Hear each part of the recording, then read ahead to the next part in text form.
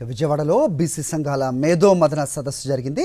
BC సంక్షేమ రాష్ట్ర అధ్యక్షుడు కేసిన శంకర్రావు అధ్యక్షతన జరిగిన ఈ సమావేశానికి బీసీ సంఘాల ప్రతినిధులు పెద్ద ఎత్తున హాజరయ్యారు. ఈ సందర్భంగా 10 డిమాండ్స్తో కూడిన బీసీ డిక్లరేషన్ విడుదల చేశారు.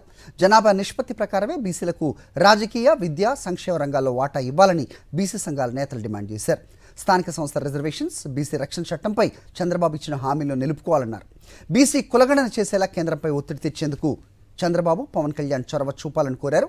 లేదంటే బీసీల హక్కుల సాధన కోసం గల్లీ నుంచి ఢిల్లీ దాకా ఉద్యమిస్తామని హెచ్చరించారు.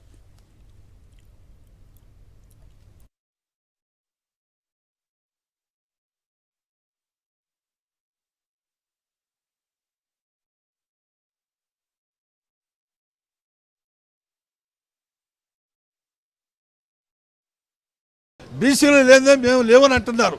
బీసీల యొక్క ఓట్లతో మీరు రాజ్యాన్ని పరిపాలిస్తున్నారు, రాష్ట్రంలో కానీ కేంద్రంలో కానీ.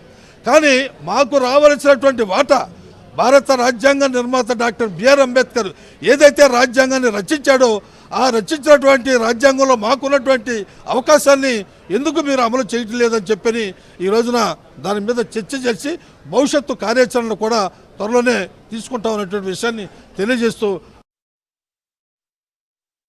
కేంద్ర క్యాబినెట్ తీసుకున్నటువంటి నిర్ణయం ఏదైతే కులగణన ఉందో ఆ కులగణన లేకుండా జనగణన జరుగుతుంది.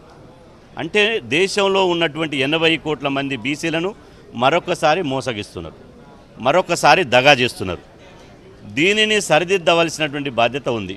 ఈ మేధో మదన సదస్సు ద్వారా దయచేసి చంద్రబాబు నాయుడు గారిని, డిప్యూటీ సీఎం పవన్ కళ్యాణ్ గారిని ఇవాళ బీసీ కులగణన జరిగేలా మీరు చొరవ చూపాలి. మీరు చొరవ చూపి బీసీలకు న్యాయం చేయాలి.